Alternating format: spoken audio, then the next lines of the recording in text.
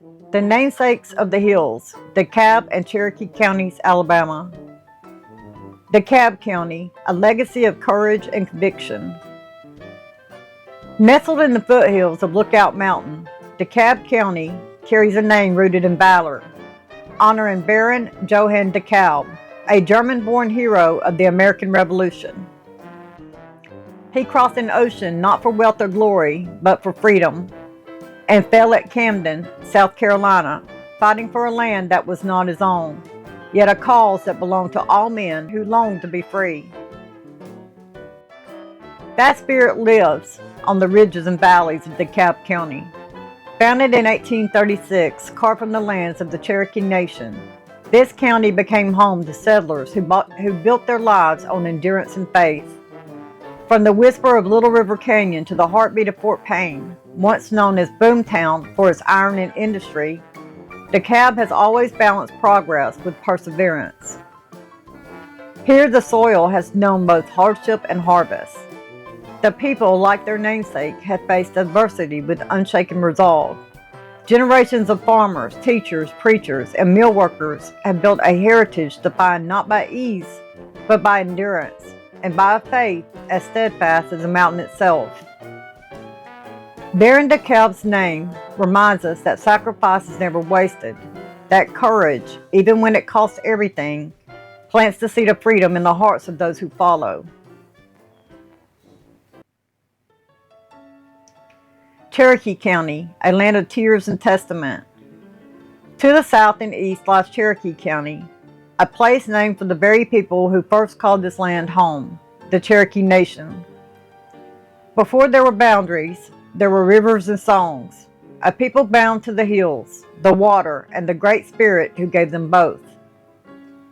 Founded in 1836, the same year as DeKalb, Cherokee County bears a name that calls us to remembrance. For this was sacred ground, but it became a trail of sorrow. In 1838, the Cherokee were forced from their homes in one of the history's darkest chapters, the Trail of Tears. The echoes of their departure still linger in the valleys, where faith and heartbreak met beneath the Alabama sky. Yet even in tragedy, there is testimony.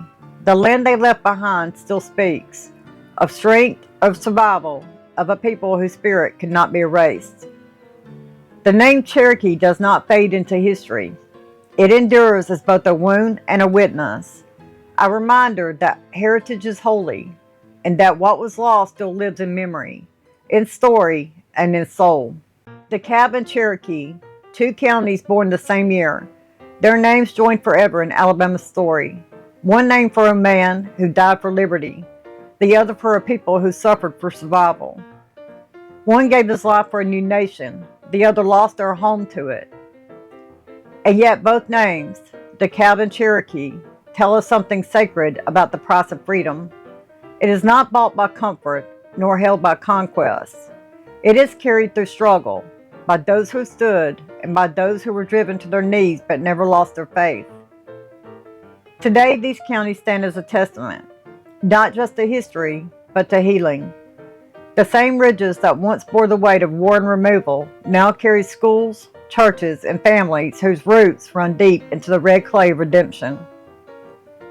When we speak these names, DeKalb and Cherokee, we speak of two sides of the same American story: courage and compassion, sacrifice and sorrow, loss and lasting hope. May we walk their roads with reverence. May we remember that every name carved into Alabama's map carries both a legacy and a lesson. And may we never forget that even in the hardest histories, God plants seeds of restoration, and the land remembers those who walked it first. God bless you, and join me again for the next episode of Alabama Namesakes.